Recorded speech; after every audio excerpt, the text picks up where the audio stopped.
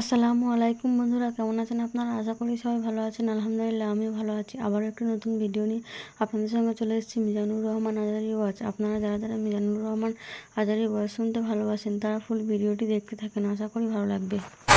বিশ্বনবী সাহাবাদেরকে নিয়ে খেজুর খাচ্ছেন। সবাই খেজুর খেয়ে খেজুরের বীজের সামনে রাখে, বিশ্বনবী খেজুর খেয়ে বীজের সামনে রাখে না। পাশে ওনার মেয়ের জামাই আলী, আলীর বীজের সামনে রাখে। খাওয়ার পরে সবার সামনে বিচি সমান, নবীর সামনে কোনো বিচি নাই, আলীর সামনে বিচি বেশি। বিশ্বনবী বললেন, মান মিন্না আকসারু মুতানাওয়ালান আর রতাবা, চলো তো গুনি কার সামনে কতটা খেজুরের বিচি। খেজুরকে আরবিতে বলে আর রতাব। খেজুরের যে কত আরবি আছে আপনি কল্পনাই করতে পারবেন না। উট আরব দেশে বেশি, তাই উটের আরবি আছে 400টা। খেজুর হয় বেশি, খেজুরের আরবি আছে 100 খানিক। আমরা শুধু ওটার আরবি জানি কি, জামাল, বাঈর, নাকা, এগুলো 400টা আরবি কাব্যগ্রন্থ পড়লে আপনি 400টা পাবেন মোট ওটের আরবি। তেমনি খেজুরকে আমরা জানি তামার। সৌদি আরব মিশরে তামার বললে চিনবেই না, বলতে হবে বালাহ। আতি কিলো বালাহ, 1 কেজি বালাহ দেন। বালাহ মানে খেজুর, তামার মানে খেজুর, রতাব মানে খেজুর। কোরআনে আছে রতাবান জানিয়া। মারিয়াম যখন সৈয়দনা ঈসা আলাইহিস সালামকে প্রসব করলে, তার করলো কে? এই জন্য যে সমস্ত নারীরা পেটের মধ্যে বাচ্চা আছে, সন্তান সম্ভবা, তারা খেজুর খাবেন। বাচ্চারে সুস্থ রাখবে কে?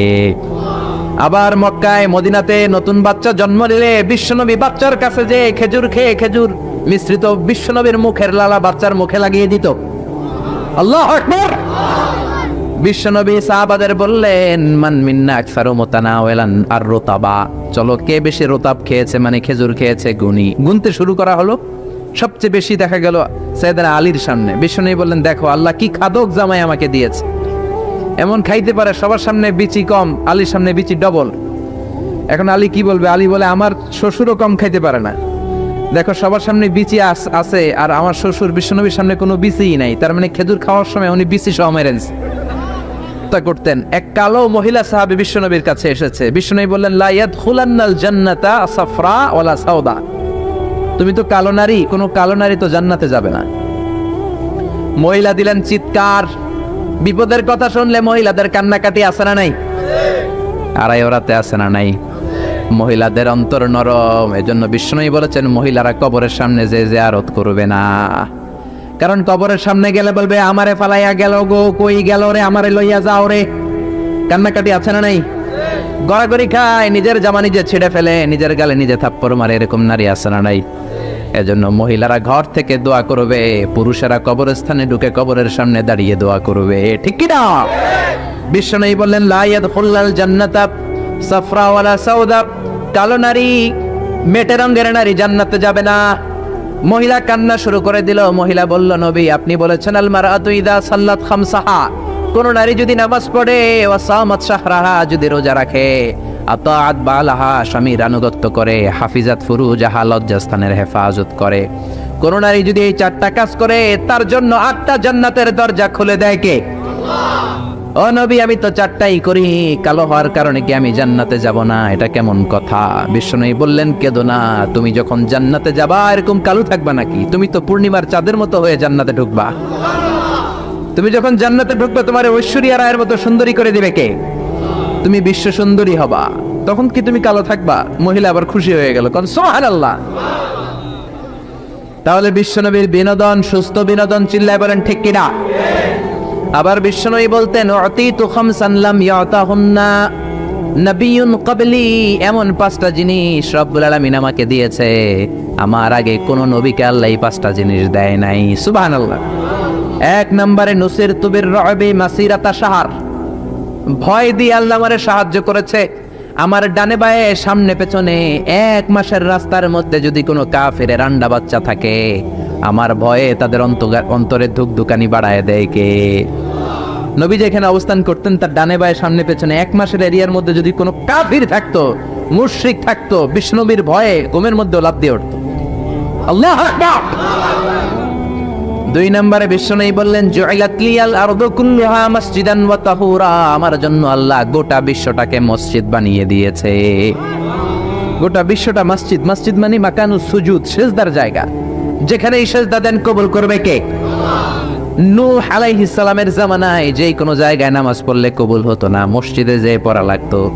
মুসা নবীর উম্মত মসজিদ ছাড়া নামাজ পড়লে কবুল হতো না, সিনাগগে যে পড়া লাগতো। ঈসা নবীর জামানায় ইবাদতখানায় যে পড়া লাগতো, কিন্তু আমরা যেইখানেই নামাজ পড়ি কবুল করে কে? আজকের এই প্যান্ডেলে যদি নামাজ পড়ি কবুল হবে কি হবে না? বাইতুল মুকাররমে হবে কি হবে না? শোলাকিয়ার ময়দানে কবুল হবে কি হবে না? বাজারে পড়লে হবে কি হবে না? নদীর উপরে নৌকায় পড়লে, প্লেনের ভেতরে বাতাসে পড়লে, মহাকাশে যে স্যাটেলাইট চ্যানেলের মধ্যেও যদি পড়ি সেখানেও কবুল করে নেবে কে? জমিনের যেই জায়গায় নামাজ পড়ো কবুল করে নেওয়া হবে। আবার বললেন পুরো জমিনটারে আল্লাহ আমার জন্য তহুর বানিয়ে দিলেন। ফাইল্লাম তাজিদু মাআন ফাতায়াম্মামু সাঈদান তাইয়্যিবা। নামাজের সময় যদি তোমরা ওজুর জন্য পানি না পাও, তায়াম্মুম করলেও কবুল করবে কে? এই সব জায়গায় নামাজের অনুমতি আর তায়াম্মুম, এটা কোন নবীর ছিল না, এটা স্পেশালি আল্লাহ বিশ্ব নবীকে দিয়েছেন। সুবহানাল্লাহ। মা আয়েশাকে নিয়ে বিশ্বনবী বানুল মুস্তালিকের যুদ্ধ থেকে রওনা হলেন। প্রতিমধ্যে মা আয়েশার গলার স্বর্ণের হার চুরি হয়েছে কিংবা হারিয়ে গিয়েছে। মা আয়েশা কান্নাকাটি করলেন, আমার হার, আমার হার। মেয়েদের স্বর্ণ হারাইলে খবর আছে না নাই? গোটা দুনিয়া ভাঙ্গা গেল কিছু বলবে না, যদি স্বর্ণ একটা হারায় বাড়ি তামা তামা করে ফেলবে, ঠিক কিনা? যে কয় ঠিক, মানে অভিজ্ঞতা আছে অনেক। নারীরা স্বর্ণ পছন্দ করে, তো মা আয়েশা তো নারী, উনি বললেন নবী আমার স্বর্ণ হারিয়েছে। বিশ্বনবী বললেন কাফেলা থামাও, গলার হার খোঁজো। সবাই মিলে গলার হার খুঁজতে খুঁজতে মাগরিবের নামাজের সময় প্রায় শেষ হয়ে যায়। এবার সবাই মিলে আবু বকর রে বকে, তোমার মাইয়ার কারণে আজকে এই দশা। তোমার মেয়ে যদি গলার হারটা না হারাইতো তাহলে তো আমরা যেখানে পানি আছে ওইখানে পৌঁছে যেতাম, ওখানে নেমে অজু করে নামাজ পড়তাম। তোমার মেয়ের কারণে আজকে এই দশা, এখন সবার নামাজ কাজা, নবীর নামাজও কাজা। আল্লাহ বললেন খবরদার, এই মেয়েটারে গালি দিবি না, এই মেয়েকে গালি দেয়া যাবে না আয়েশার সম্মানে। আজকে আমি তায়াম্মুমের বিধান নাজিল করে দিলাম।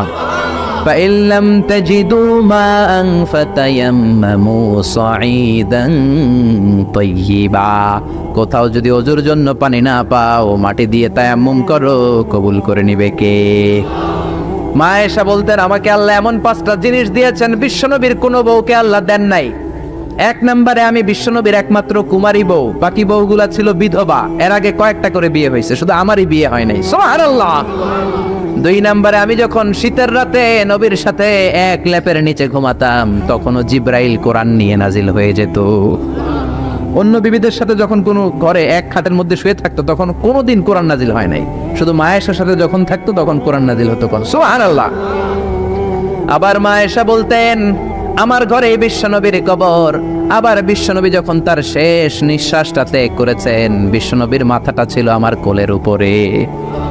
আবার বিশ্বনবী বলতেন ও দুনিয়ার মানুষেরা শোনো শোনো, ওজুর পানি না থাকলে যে তায়াম্মুম করে নামাজ পড়ো, এটাও তোমরা আমার কারণে পেয়েছো। আল্লাহু আকবার। এজন্য বিশ্বনবী বলতেন জুইলাত লি আল আরদু কুল্লুহা মাসজিদান ওয়া তাহুরা, আমার জন্য গোটা বিশ্বটাকে নামাজের জায়গা আর ওজুর না থাকলে তায়াম্মুমের জায়গা বানিয়ে দিয়েছে কে? এরপরে বিশ্বনবী বলতেন উতিতু আশ-শাফাআহ, আমাকে শাফায়াতের মালিক করেছে কে? কিয়ামতের দিন সব নবীরা যখন বলবে ইয়া নাফসি ইয়া নাফসি, বিশ্বনবী বলবেন রব্বি হাবলি উম্মতি, ও আল্লাহ তুমি আমার উম্মতকে বাঁচাও, আমার উম্মতকে বাঁচাও। সুবহানাল্লাহ। এরপরে বিশ্বনবী বলেছেন ওয়া কানান নাবিয়্যু ইউবআসু ইলা কওমিহি খাসসা, দুনিয়ার সব নবীকে একটা নির্দিষ্ট বর্ডারে পাঠানো হয়েছে, নির্দিষ্ট এলাকার লোকের জন্য পাঠানো হয়েছে। আমি বিশ্বনবীর নবুয়তির কোনো বর্ডার নাই, গোটা বিশ্বের জন্য আমার নবী বানিয়ে পাঠানো হয়েছে। এই জন্য আমি বিশ্বনবী, চিল্লায় কর আল্লাহু আকবার। বিশ্বনবী শুধু পুরুষদের নবী নয়, শুধু নারীদের নবী নয়, শুধু সাদা লোকদের নবী নয়, শুধু নিগ্রো আর কালো লোকদের নবী নয়, শুধু আরবদের নবী নয়। বিশ্বনবী আদম নবী থেকে শুরু করে কিয়ামত পর্যন্ত যত মানুষ, যত জিন পৃথিবীতে আসবে, সবার জন্য বিশ্বনবীকে নবী বানিয়েছে কে? বিশ্বনবীর যদি কোনো নবীরাও না মানে, ওই নবীর নবুয়তিও ক্যান্সেল করে দিবে কে? এজন্য আল্লাহ বললেন মুহাম্মাদুর রাসূলুল্লাহি ওয়াল্লাযীনা মাআহু আশিদ্দাউ আলাল কুফফারি রুহামাউ বাইনাহুম। মুহাম্মদ হলেন আল্লাহর রাসূল। কার কথা? ঘুম আসতেছে? জিমায় পড়ছেন? তাকবীর দেন, লিল্লাহি তাকবীর। নবীর কথা বলে আল্লাহ বললেন ওয়াল্লাযীনা মাআহু, নবীর সাথে যারা চলে। নবীর সাথে কারা চলতো? সাহাবারা। জোরে বলেন কারা? এবার আল্লাহ সাহাবাদের কথা বলছেন ওয়াল্লাযীনা মাআহু, নবীর সাথে যারা চলতো। আশিদ্দাউ আলাল কুফফার, কাফেরদের ব্যাপারে তারা বজ্র কঠোর। রহমাউ বাইনাহুম, নিজেদের ব্যাপারে তারা পুষ্পকোমল। কাফিরদের ব্যাপারে সাহাবারা বজ্র কঠোর, নিজেদের ব্যাপারে তারা পুষ্পকোমল। কাফিরদের ব্যাপারে কোনো ছাড় নাই। মুশরিকদের সাথে জিহাদের ময়দানে কোনো ছাড় নাই। চিল্লা এখন ঠিক কি না? কিন্তু নিজেরা ভাই ভাই, নিজেদের মধ্যে মহাব্বত আছে না নেই? এজন্য বিশ্বনবী বলতেন আমার সাহাবাদের মধ্যে দুই কিসিম আছে। কয় কিসিম? এক কিসিম নরম কিসিম, আরেক কিসিম গরম কিসিম। সুবহানাল্লাহ। আবু বকর নরম, কিন্তু ওমরে ফারুক গরম। জোরে কোন ঠিক কি না? এজন্য বিশ্বনবী বলতেন খায়রুল কুরুনি করনি, সবচেয়ে সেরা যুগ আমি নবীর যুগ। সুম্মাল্লাযীনা ইয়ালুনাহুম, তারপরে সাহাবাদের যুগ। সুম্মাল্লাযীনা ইয়ালুনাহুম, তারপরে তাবেঈদের যুগ। ঠিক কি না? সাহাবারা হচ্ছে এই পৃথিবীর শ্রেষ্ঠ সন্তান। তাদের চেয়ে শ্রেষ্ঠ সন্তান পৃথিবী জন্ম দিতে পারে নাই। চিল্লায় বলেন ঠিক কি না? এজন্য সাহাবাদেরকে ভালোবাসার দরকার আছে না নাই? তাকে সাহাবীদেরকে গালি দিবেন, সাহাবীদেরকে ঘৃণা করবেন। সাহাবীদেরকে যদি গালি দেন, যদি ঘৃণা করেন, যদি সমালোচনা করেন, আপনার ঈমান থাকবে? কথা বলেন, ঈমান থাকবে? এজন্য নবী বললেন খবরদার, লা তাসুব্বু আহাদাম মিনাস সাহাবী, আমার সাহাবীদেরকে গালি দিও না। সাহাবাদেরকে ভালোবাসা হলো ঈমান, সাহাবীদেরকে ঘৃণা করা হলো কুফরি। ঠিক কি না? আয়াতুল ঈমানে হুব্বুল আনসার, সাহাবীদের ভালোবাসা হচ্ছে ঈমানের আলামত। আয়াতুন নিফাকি বুগদুল আনসার, সাহাবীদেরকে ঘৃণা করা হচ্ছে মুনাফিকের আলামত। চিল্লায় বলেন ঠিক কি না? এজন্য বিশ্বনবী বলতেন আমার সাহাবারা এক একটা সুপারস্টার। আমরা বলি Mashrafe bin Mortaza superstar, Salman Khan superstar, Hrithik Roshan superstar, Aamir Khan superstar, Donald Trump superstar, Shakib Al Hasan superstar. বলি না আমরা? আমাদের সুপারস্টার হচ্ছে সেলিব্রিটিরা। বিশ্বনবী বলেছেন নো, আসহাবি কান নুজুম, মাই কম্প্যানিয়নস আর দ্য সুপারস্টার। আমার সাথীরা, আমার সাহাবারা সুপারস্টার। এই সুপারস্টারদেরকে মডেল বানাতে হবে। হলিউড বলিউডের নায়ক নায়িকার আমাদের মডেল নয়, আমাদের মডেল হলো সাহাবারা। কারা? আরো জোরে বলেন কারা? সাহাবারা আমাদের মডেল। এজন্য বিশ্বনবী বলতেন আরহামু উম্মতি বি উম্মতি আবু বকর, আমার সাহাবাদের মধ্যে সবচেয়ে নরম হৃদয়ের সাহাবা হলো আবু বকর। এক হাদিসে বিশ্বনবী 8 জন সাহাবীর 8টা গুণের কথা বললেন। জোরে বলেন কয়টা? 8 জন সাহাবীর 8টা গুণের কথা বললেন। তিরমিজির বর্ণনা, হাদিসটা সহিহ, সিলসিলাতুল হাদিস সাহিহার ভিতরেও এসেছে। বিশ্বনবী বললেন, খেয়াল করে বুঝবেন, আরহামু উম্মতি বি উম্মতি আবু বকর, এই উম্মতের মধ্যে সবচেয়ে নরম হৃদয়ের সাহাবী হলো আবু বকর। 2 নম্বরে বললেন ওয়াশাদ্দুহুম ফি আমরিল্লাহি উমর, কিন্তু আল্লাহর দ্বীনের ব্যাপারে সবচেয়ে কঠোর হলো, জোরে বলেন কঠোর হলো। 3 নম্বরে বললেন ওয়া আসদাকুহুম হায়ান উসমান, সবচাইতে লজ্জাশীল সাহাবী হলো আমার উসমান। 4 নম্বরে বললেন ওয়াকদাহুম আলী, বিচারের রায় সবচেয়ে ভালো দিতে পারতো আমার মেয়ের জামাই আলী। 5 নম্বরে বিশ্বনবী বলেছেন ওয়া আকরাহুম লিকিতাবিল্লাহি উবাই ইবনে কাব, আল্লাহর এই কোরআনটা সবচাইতে সুন্দর করে যে সাহাবী পড়তে পারতো তার নাম হচ্ছে উবাই ইবনে কাব। আল্লাহু আকবার। ওয়া আ'লামুহুম বিল হালাল ওয়াল হারাম মুআয ইবনে জাবাল, হালাল হারামের ব্যাপারে সবচেয়ে বড় স্পেশালিস্ট সাহাবী ছিল মুআয ইবনে জাবাল। কোন সুবহানাল্লাহ। এরপরে বিশ্বনবী বললেন ওয়া আফরাদুহুম যায়েদ, ফারায়েজের হিসাব জানে যায়েদ। আলা ইন্না লিকুল্লি উম্মাতিন আমিনুন ওয়া আমিনু হাযিহিল উম্মতি আবু উবাইদা ইবনুল জাররাহ, সব জাতির মধ্যে বিশ্বস্ত একজন লোক থাকে, আমার সাহাবীদের মধ্যে সবচেয়ে বিশ্বস্ত সাহাবী আবু উবাইদা ইবনুল জাররাহ। সুবহানাল্লাহ। জোরে কোন সুবহানাল্লাহ। কয় সাহাবীর কথা বললেন? আরো জোরে বলেন, মনে থাকবে। প্রথমে বললেন আরহামু উম্মতি বি উম্মতি আবু বকর, আমার উম্মতের মধ্যে সবচেয়ে দিল দরিয়া রহম দিল আবু বকর। এত নরম হৃদয়ের সাহাবা পুরো সাহাবী গোষ্ঠীর মধ্যে কেউ ছিল? বিশ্বনবীর হিজরতের সাথী, বিশ্বনবীকে সঙ্গ দিয়েছেন, ভালোবেসেছেন। বিশ্বনবী একদিন আবু বকরকে বললেন আবু বকর, হয়তো মক্কায় টিকা যাবে না, আমাদেরকে মদিনায় হিজরত করতে হবে। যেই দিন এই ইঙ্গিতটা বিশ্বনবী আবু বকরকে দিয়েছেন, ওই দিন থেকেই সাইয়েদনা আবু বকর হিজরতের জন্য রেডি। সুবহানাল্লাহ। যেদিন হিজরত করবেন, সাহাবীদের চোখ ফাঁকি দিয়ে বিশ্বনবী আবু বকরের ঘরে গেলেন, ডাক দিলেন, আসসালামু আলাইকা ইয়া আবু বকর। আবু বকর ঘরে আছো কিনা? ডাক দিতে দেরি, ব্যাগ নিয়ে আবু বকরের বের হতে দেরি হয় না। আল্লাহু আকবার। বিশ্বনবী বললেন, আবু বকর, ডাক দিলাম, ব্যাগ নিয়ে রেডি হইলা, কখন ঘুমিয়েছো, কখন ঘুম থেকে উঠেছো, কখন হাত মুখ ধইলা, কখন ফ্রেশ হইলা, কখন কাপড় গুছাইলা? আবু বকর বলল, নবী যখন বলেছেন হিজরতে আপনার সাথে আমার যাওয়া লাগবে, ওই দিন থেকে আজ পর্যন্ত আমি আবু বকর আমার পিঠটার বিছনাতে লাগাই নাই। ওই রাতে সাইয়েদনা আবু বকর যেই সওয়াব কামিয়েছেন, ওই সওয়াবটাকে যদি একটা পাল্লায় রাখা হয়, পৃথিবীর আমাদের সব সওয়াবগুলো যদি আরেক পাল্লায় রাখা হয়, ওই হিজরতের রাতের সওয়াবটা আবু বকরের যে সওয়াবটা, ওই আবু বকরের সওয়াবের পাল্লাটা মুহূর্তের মধ্যে ভারী হয়ে যাবে।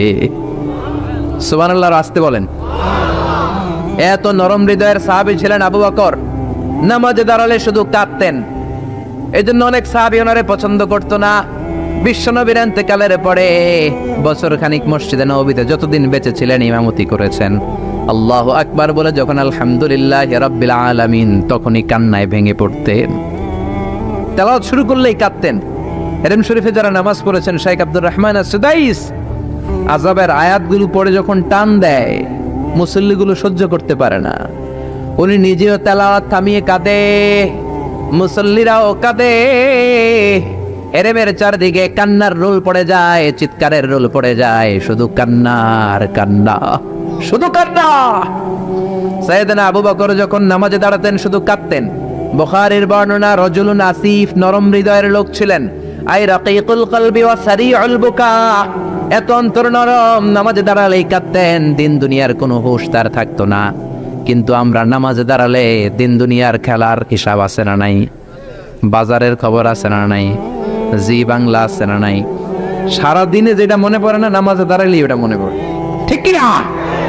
আমরা নামাজে দাঁড়িয়ে এইভাবে শেয়ার বাজার বাড়লো না কমলো, সাকিব আল হাসান আউট হয়েছে না ছক্কা মারছে, কে জিতলো, কুমিল্লা জিতলো নাকি কি ভিক্টোরিয়ান্স, রয়টার্স মার্টার্স কি যেন আছে, আমি তো বুঝিও না অনেকগুলা, কে জিতলো কে হারলো, হিন্দি সিরিয়াল শুরু হলো নাকি আমার দল জিতলো না হারলো, এরকম টেনশন আছে না নাই? আর সাইয়েদনা আবু বকর যখন নামাজে দাঁড়াতেন, দাঁড় দাঁড় করে চোখের পানি দিয়ে দাড়ি ভিজে যেত, চোখের পানিতে দাড়ি ভিজে যেত। সাহাবারা বললেন, ও নবী, আমাদের নামাজে মন থাকে না। বিশ্বনবী বললেন, সল্লু সলাতা মুআদ্দিআ, বিদায় নামাজ পড়ো, মনে করবা আজকের নামাজটাই আমার জীবনের শেষ নামাজ, তাইলে তোমার মন আর কোনো দিকে ছুটবে। আজকে এখন বাজে 11টা, যদি বলা হয় রাত 2টার দিকে আপনার মরণ, খুশ থাকবে? সবাই মাহফিল থেকে দিবেন দৌড়, আমার মরণ 2টার দিকে, আহা 2টার দিকে মরণ। জীবনের কোনো গ্যারান্টি নাই।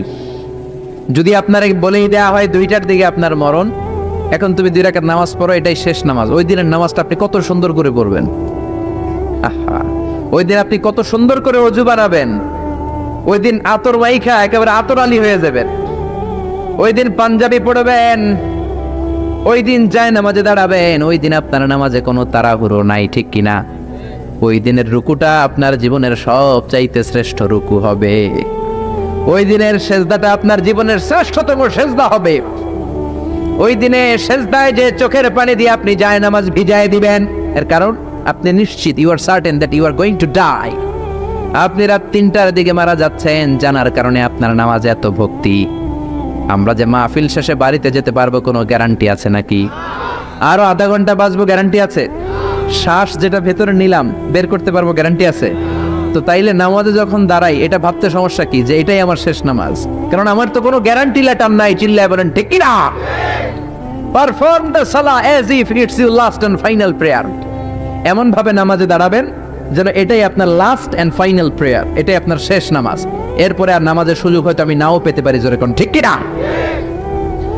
এই কথা যখন সাহাবারা শুনলেন আর নামাজে নড়েও না চড়েও না। মরুভূমির মাঝখানে যখন সাহাবারা দাঁড়াতেন, আকাশের পাখিগুলো খেজুর গাছ মনে করে সাহাবাদের মাথায় এসে বসে যেত। সুবহানাল্লাহ বাড়িতে যে পাখিগুলো মনে করতো এগুলো মরুভূমির মাঝখানের খেজুর গাছ, মাথায় এসে বসে যেত। আর আমরা নামাজের মধ্যে দাঁড়ালে আমাদের কোনো খেয়াল থাকে না, আমাদের এদিকে সামনে ডানে বায়ে নজর যায়, ঘড়ির দিকে তাকায়, অনেকে আছে না? নেই নামাজে পড়ে আবার এমনি তাকায়। হাদিসে এসেছে আপনার নজর যখন একবার নামাজ ছাড়া অন্যদিকে দেন, আল্লাহ বলে আকবিল, বান্দা ফিরে আয়। আবার যখন ডানে নজর দেন, আল্লাহ বলে ফিরে আয়। আবার যখন ইমাম সাহেবের দিকে এমনি তাকান, আল্লাহ কয় ফিরে আয়।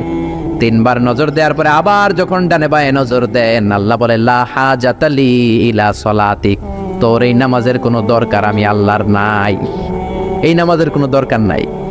এজন্য সালাত পড়তে হবে আর অন্তরে ভয় থাকতে হবে কার? قد أفلح المؤمنون الذين هم في صلاتهم خاشعون। আবু বকর তাই করতেন, কানা রজুল আসিফ, নামাজে দাঁড়ালে দর দর করে কেঁদে কেঁদে দাড়িগুলো ভিজায় দিতেন। আল্লাহু আকবার। এজন্য বিশ্বনবী বলতেন আরহামু উম্মতি বি উম্মতি আবু বকর, আমার উম্মতের মধ্যে সবচেয়ে নরম হৃদয়ের হলো আবু বকর। 2 নম্বরে বিশ্বনবী বললেন ওয়াশাদ্দুহুম ফি আমরিল্লাহি উমর, আর আল্লাহর দ্বীনের ব্যাপারে সবচেয়ে কঠোর সাহাবী হলো ওমর। সবচেয়ে কঠোর কে? এজন্য বিশ্বনবী বলতেন আমার পরে নবী নাই, আমার পরে কোনো রাসূল নাই, তবে কেউ যদি নবী হতো আমার ওমর নবী হতো। লা নবিয়্যা বা'দি ওয়ালা রাসূলা, আমার পরে কোনো রাসূল নাই, কোনো নবী নাই, তবে লাউ কানা বা'দি নাবিয়্যুন লাকানা ওমর, যদি নবী হওয়ার যোগ্যতা কারো থেকে থাকে আমার ওমরের আছে। প্রভু তুমি বলেছ রাসূল দেবে না, বলনি দেবে না ওমর, বলনি দেবে না হামজা তারিক, খালিদ বিজয়ী সমর। প্রভু তুমি বলেছ রাসূল দেবে না। আল্লাহু আকবার। এই ওমরের মতো যদি লাঠির বাড়ি দেওয়া যেত, উনি নামাজেও লাঠি নিয়ে দাঁড়াতেন। আমাদের ইমাম সাহেবরা কেবলামুখী, আর পিছন থেকে একামত দেয় আল্লাহু আকবার আল্লাহু আকবার, আশহাদু আল্লা ইলাহা ইল্লাল্লাহ, আশহাদু আন্না মুহাম্মাদার রাসূলুল্লাহ, হাইয়া আলাস সালাতি হাইয়া আলাল ফালাহ, قد قامت الصلاة قد قامت الصلاة, আল্লাহু আকবার আল্লাহু আকবার, লা ইলাহা ইল্লাল্লাহ, আল্লাহু আকবার। সৌদি স্টাইলে একটু একামত শোনায় দিলাম। আমরা তো 2 বাক্যে বলি, আর 1 বাক্যেই বলে। ইমাম সাহেব কেবলামুখী হয়ে দাঁড়ায় আর মুয়াজ্জিন একামত দেয়। ওমরের সুন্নাত, বিশ্বনবীর সুন্নাত এটা ছিল না। ওমরে ফারুক মুসল্লিদের দিকে হয়ে দাঁড়াতেন।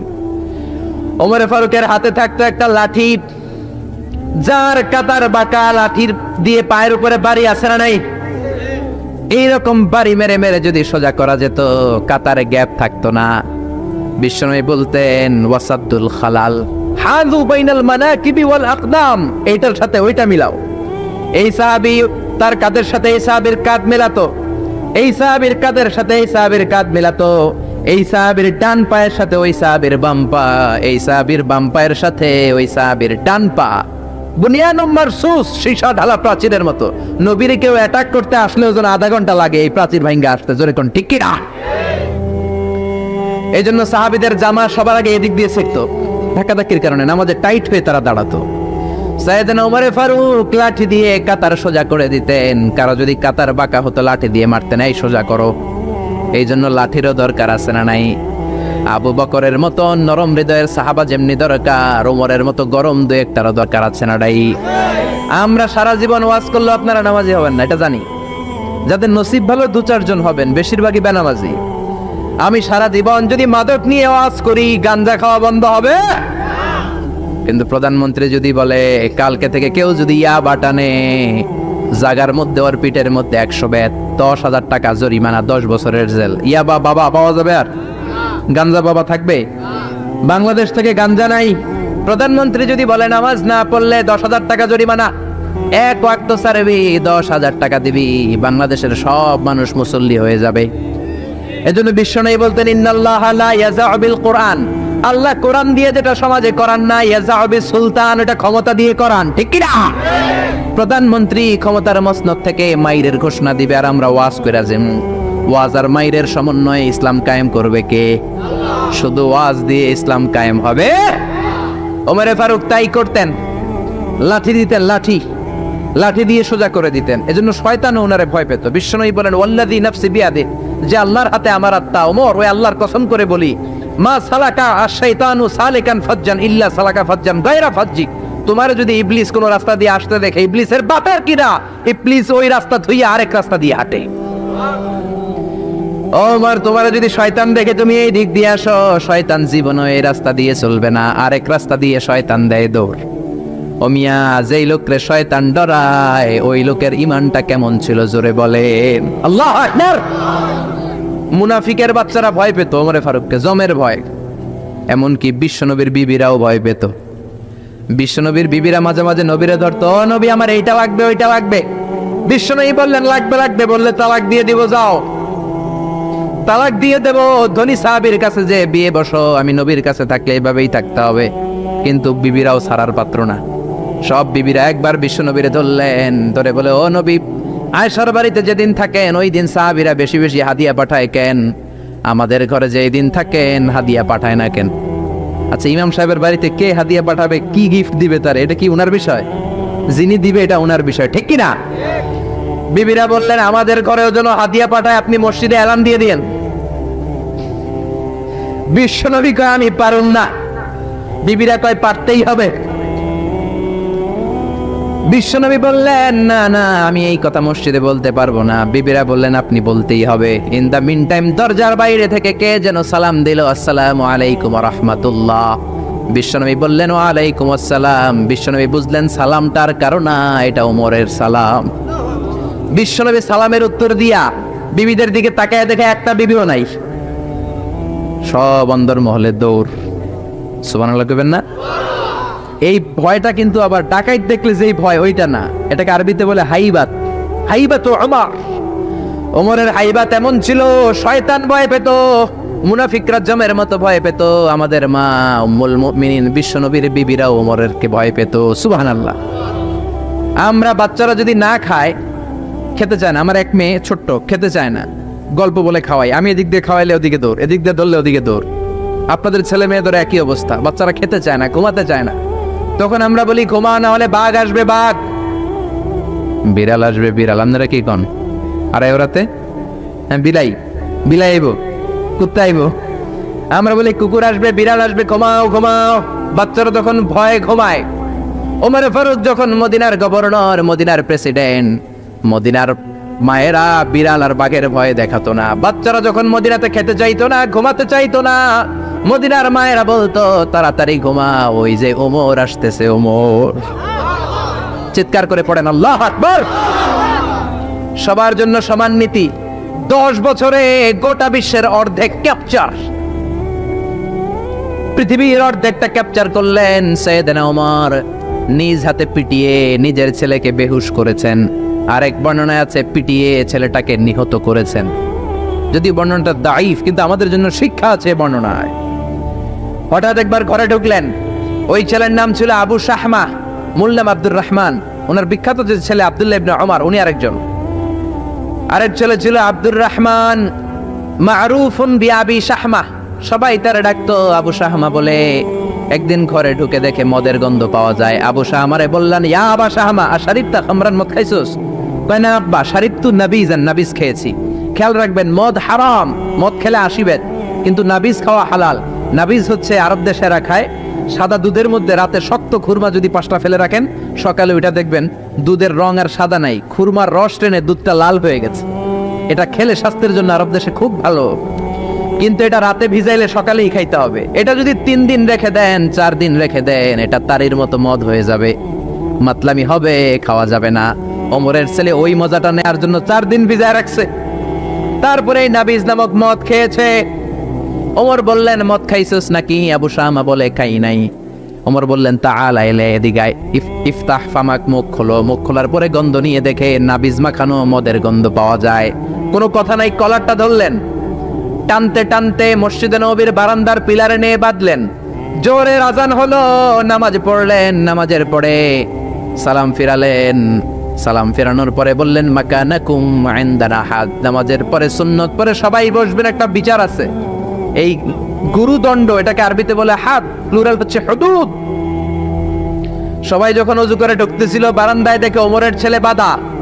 সবার চিন্তা, হায় হায়, কি ঘটনা ঘটলো? প্রেসিডেন্টের ছেলে পিলারের মধ্যে বাধা কেন? নামাজের পরে হাজার হাজার সাহাবী সবাই বলল, খলিফা কি হয়েছে? মাল আমর, হোয়াট হ্যাপেন্ড? ওমরে ফারুক বললেন, এটাই নাবিজ খেয়েছে, তবে এটা মদ হয়ে গেছিল, এখন 80 বেদ দিব।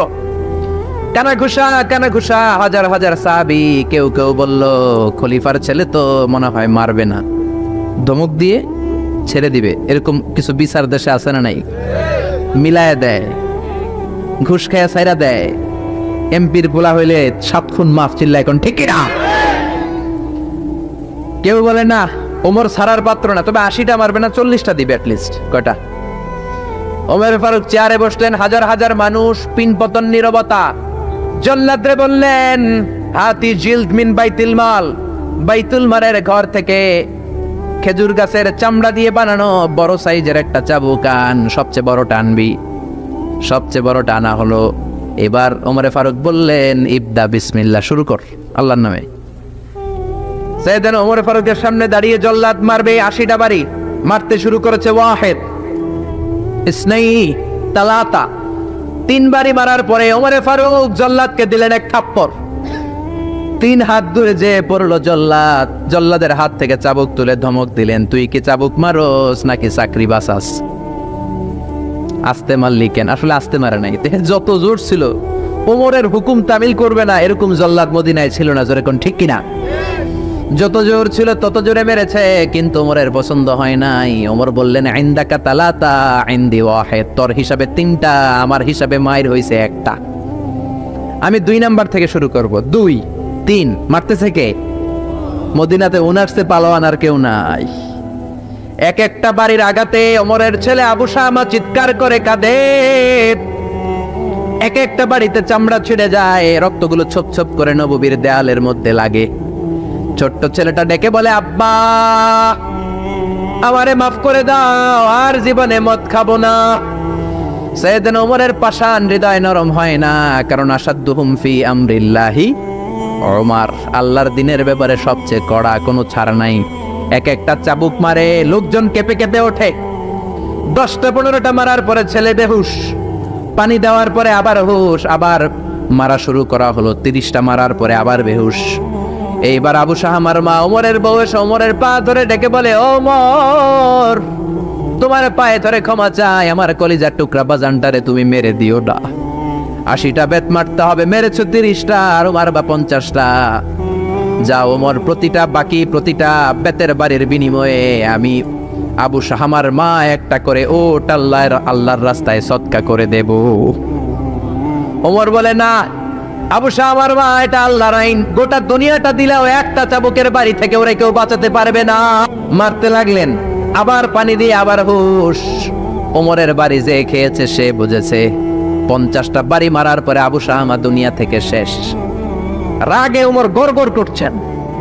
বললেন, এই বেয়াদবটারে গোসল করা, জানাজা দে, কবর দে। কবর দেওয়ার পরে কবরের উপরে মারা শুরু করছে। 51, 52, 53, 80টা চাবুক মারার পরে আল্লাহরে ডেকে বলে, আল্লাহ আমার ছেলে হওয়ার কারণে কোনো পার্সিয়ালিটি করি নাই, বিচারে 2 নাম্বারই করি নাই। 80টা গুনে গুনে বেত মেরেছি, দেহে যত শক্তি ছিল ততগুলো মেরেছি। কিয়ামতের ময়দানে জালিম ওমর বলে, তুমি কিন্তু আমার ডাকতে পারবা না আল্লাহ, জালিমদের কাতারে আমার উঠাতে পারবা না, আমারে জালিম বলতে পারবা না। ওইরকম ওমরের দরকার আছে না নাই? ওই ওমরের লাঠির বাড়ি যদি থাকতো, দেশটারে মদিনা বানায় দিত কে? চোরদের হাত যদি কাটা যেত, দেশটারে সুন্দর করতো কে? একটা জিনাখোরের ফাঁসি যদি বাইতুল মুকাররমের স্কয়ারের মধ্যে দিয়ে দেয়া হতো, এরপরে আর জিনা হতো? একটার ফাঁসি হয়ে গেলে আর তনুর মতো কোনো নারীকে ধর্ষিতা হওয়া লাগতো না, খাদিজার মতো কোনো মেয়েকে কেউ কোবানোর সাহস পেত না। জোরে বলেন ঠিক কিনা? একটা চোরের হাত জুমার নামাজের পরে বাইতুল মুকাররমের স্কয়ারের সামনে যদি কেটে দেয়া হয়, আর কোনো চোর পাওয়া যাবে নাকি? জোরে বলেন। তবে আমচোর, জামচোর, কলাচোর ওই চোর না, যেই চোরগুলো বড় বড় জিনিস চুরি করে, ব্যাংক চুরি করে, দেশের টাকা চুরি করে, এক কলমের খোঁচায় 1000 কোটি টাকা চুরি করে, ওই চোরদের হাত কাটতে হবে। শেয়ার বাজার খায়া ফেলায়, হলমার্ক খায়া ফেলায়, দেশের টাকা খায়া ফেলায়, সুইজারল্যান্ডে সব টাকা পাঠায়, এরকম বড় বড় চোর আছে না নাই? ইসলামী বিচার যদি শুরু হয় আগে বড় চোরদের বিচার দিয়ে শুরু হবে। চিল্লায় বলেন ঠিক কিনা?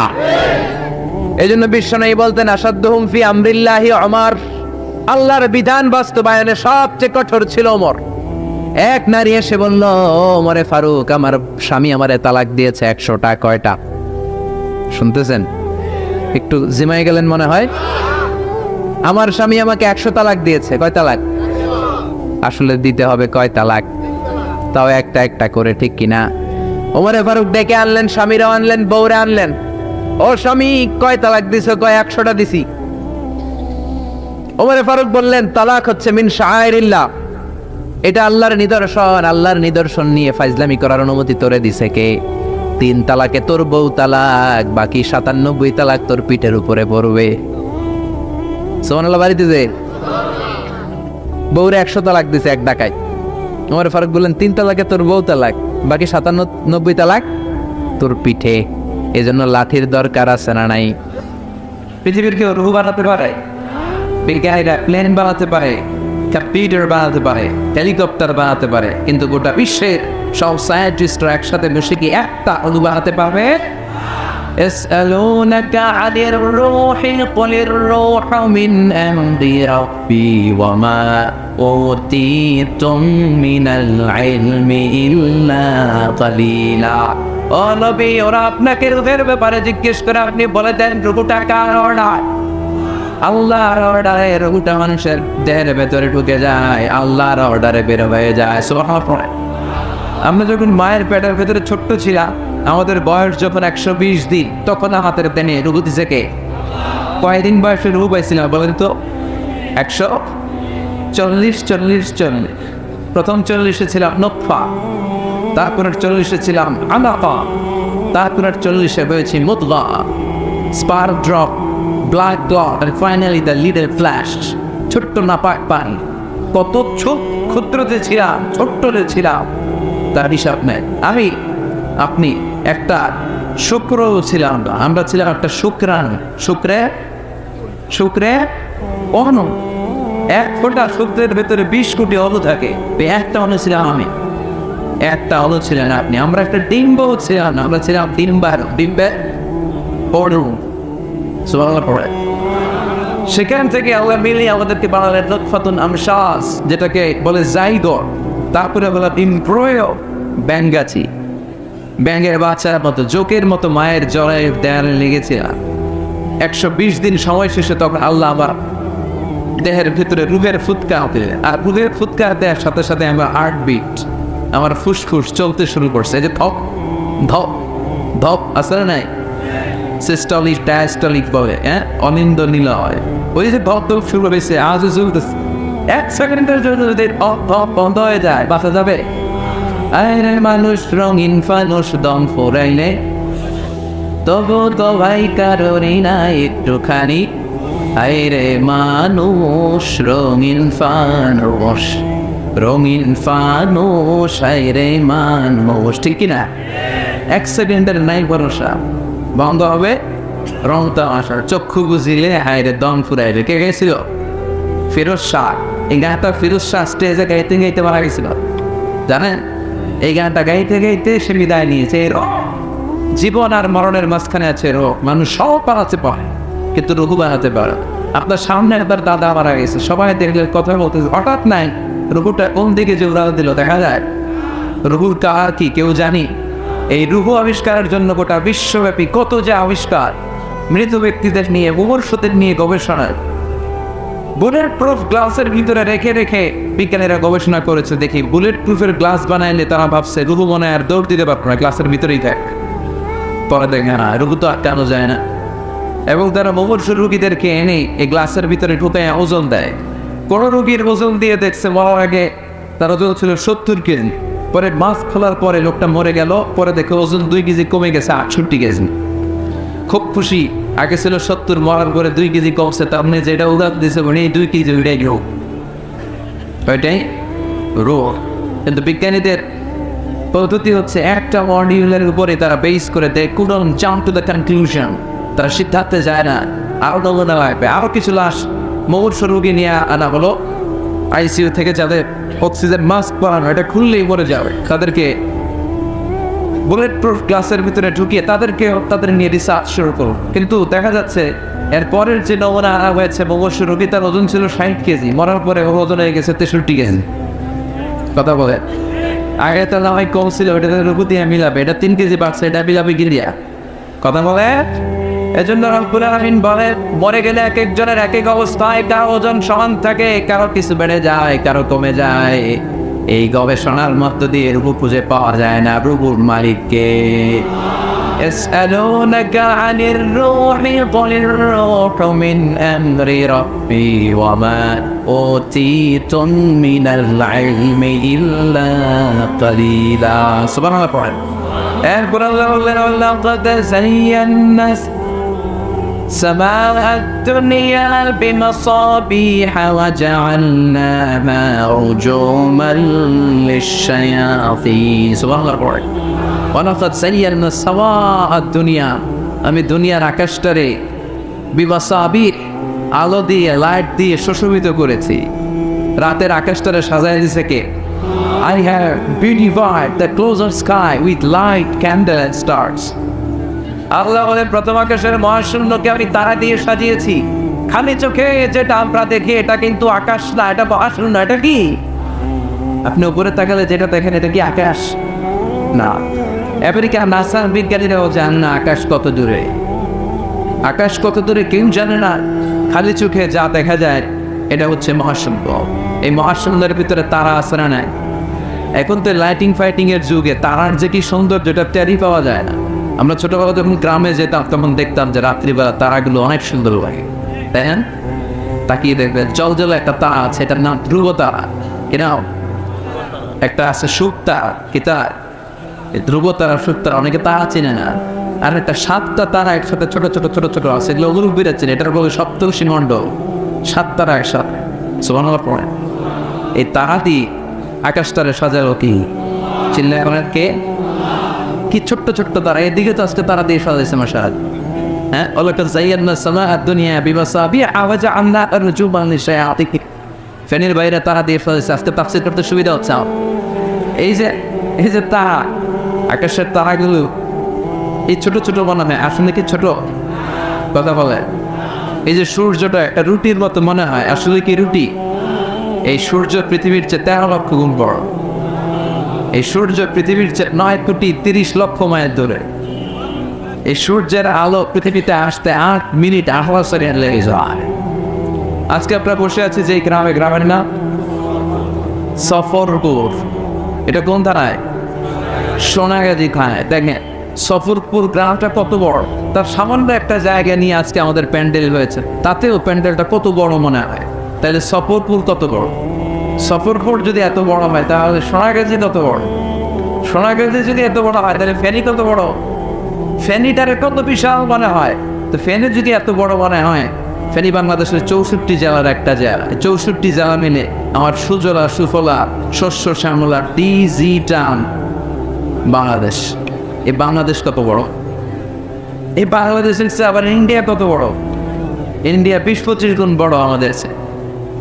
এরকম প্রায় 200টা দেশ, এমনও দেশ আছে যেগুলো বাংলাদেশের চেয়ে 100 গুণ বড়। আছে না নাই? অ্যাটলাস ম্যাপ নিয়ে যাদের ধারণা আছে তারাও জানবে যে বাংলাদেশ শব্দটা লেখার জায়গাও আমরা ম্যাপের ভিতরে পাই না।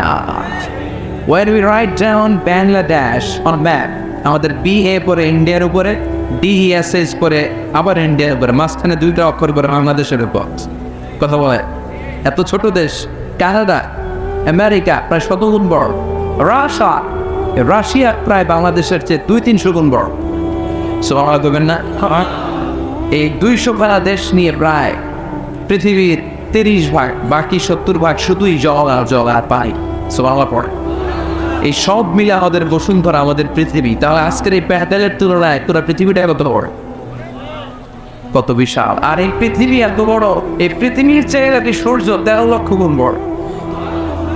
কেন ইমাজিন দ্যাট? তার মানে সূর্যই কি সবচেয়ে বড় তারা? হ্যাঁ, ওয়ালাকাদ যায়্যানা সামাআ দুনিয়া। সূর্যটা একটা ছোট্ট সাইজের একটা তারা। সূর্যের পরে পৃথিবীর সবচেয়ে কাছের তারার নাম হচ্ছে প্রক্সিমা সেন্টারি। তারপরে আলফা সেন্ট্রাই এ, আলফা সেন্ট্রাই বি, ইটো ক্যারিনা, বেটেলজিউস। যে সূর্য পৃথিবীর চেয়ে 13 লক্ষ গুণ বড়, বেটেলজিউস নামে একটা তারা আছে, ওটা সূর্যের চেয়ে 33 কোটি গুণ বড়। তার মানে কি বেটেলজিউসই সবচেয়ে বড়? বেটেলজিউসকে খাইয়া হজম করতে পারে এরকম হাজার হাজার কোটি গুণ বড় তারা আমাদের গ্যালাক্সিতে আছে না? নাই, অন্য গ্যালাক্সি থুয়া দেয়। আমাদের গ্যালাক্সি এরকম lakh lakh crore crore billion billion trillion zillion billion octillion তারা নিয়ে আমাদের গ্যালাক্সি গঠিত। এই গ্যালাক্সির নাম হচ্ছে মিল্কি ওয়ে। আমাদের গ্যালাক্সির নাম মিল্কি ওয়ে। আমাদের গ্যালাক্সির পরে আমাদের সবচেয়ে কাছাকাছি প্রতিবেশী গ্যালাক্সির নাম অ্যান্ড্রোমেডা। আমাদের গ্যালাক্সি থেকে কেউ যদি অ্যান্ড্রোমেডায় যেতে চায়, এই গ্যালাক্সি থেকে ওই গ্যালাক্সি, এরকম কত হাজার কোটি গ্যালাক্সি যে আছে তার কোনো হিসাব নাই। আমাদের গ্যালাক্সি থেকে কেউ যদি অ্যান্ড্রোমেডাতে যেতে চায়, তার 2.5 মিলিয়ন লাইট ইয়ার্স লেগে যাবে, মানে 2.5 আলোকবর্ষ লেগে যাবে।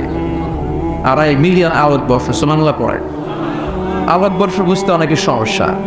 এই পৃথিবীতে সবচেয়ে দ্রুতগামী যে বিষয়টা আবিষ্কৃত হয়েছে সেটা হচ্ছে লাইট, আলো।